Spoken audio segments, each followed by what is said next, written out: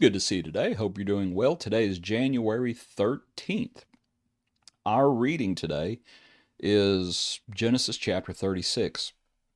A little bit in First Chronicles 25. A lot of these First Chronicle passages, they are dealing with genealogies. And Genesis 36 is also, it's all genealogy. Uh, but in looking at it, one hates to just read chapter genealogy, but look over at it. And let's just make a few simple points. And it's Esau's genealogy. Chapter 37, or the tail end of 36, chapter 37 gets more back to Jacob, but chapter 36 is Esau's descendants.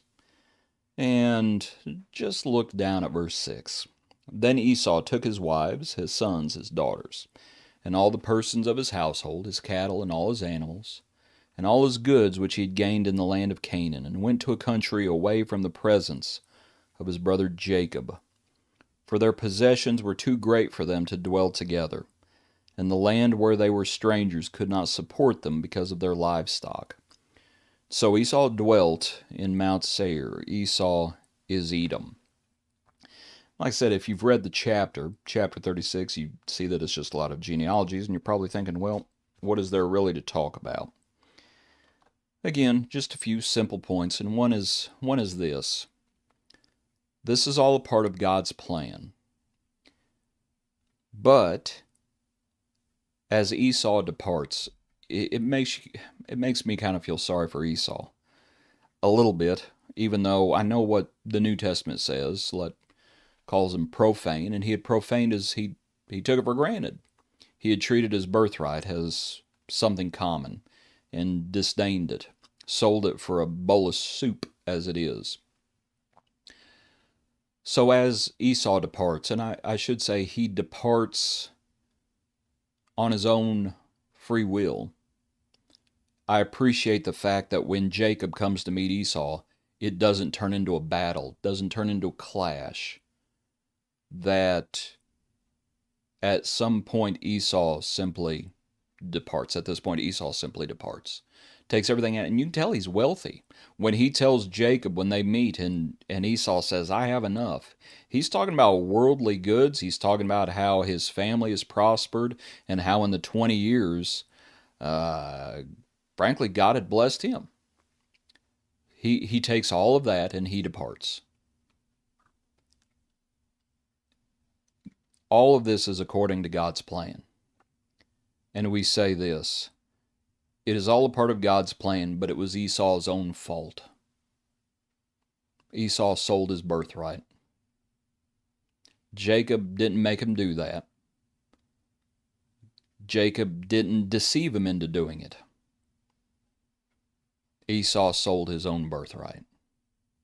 So yes, God's plan, to take an overview of it, God's plan is on full display. But within God's plan, Esau only has himself to blame. He sold his birthright. As they depart, and that's what's happening, they are diverging. The two families are diverging. And you're going to have Jacob and Israel. And you're going to have Esau is Edom. So they are diverging. At this point, wouldn't call them nations by any stretch of the imagination yet. Perhaps I should by faith, but they are diverging because the land cannot support both families. But at the same time, as we start thinking about Israel and Edom, they are diverging. And as you think about the idea of come out from among them and be separate, they are diverging, but what we see historically as they diverge, you also start understanding why anytime they converge, that there's friction. You see where they've come from, but for example, Jacob, right? Jacob's children are born. We read about Joseph being born. Okay, Joseph is going to go down to Egypt. As Joseph is down in Egypt, it's only going to be a few decades before Israel and the whole family, that family, Israel, is down in Egypt.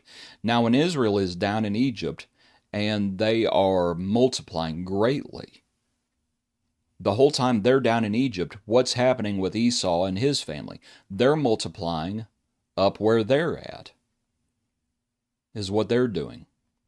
So when Israel all of a sudden comes back in those generations later, and anytime there's a convergence and you start seeing the friction, and you could say the same thing about the Ishmaelites and things like that, that you start seeing where they came from, and you just start seeing as they're diverging here, when you start looking historically speaking going forward from this point, you see friction. You see where the source of animosity.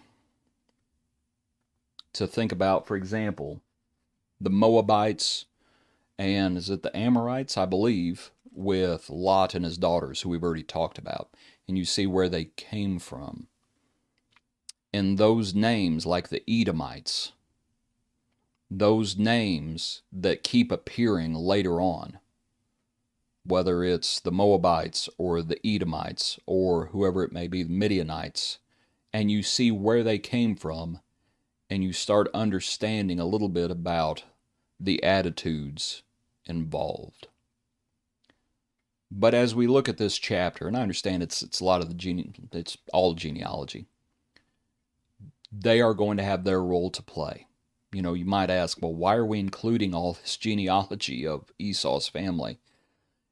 It's because the Edomites are going to have their role to play in the whole thing, and a part of God's plan. So, you see where they came from, you see them multiplying, and we see the source of animosity, and we know they're going to have their own role to play. And historically, anytime you read about the Edomites, this is where they came from. So, anyway, hope this short talk's been beneficial for you. Like I said, say it all the time. Hope you have a good day. Appreciate you. Hope everything is going well wherever you're at, and I hope you tune in tomorrow for another brief look into God's Word.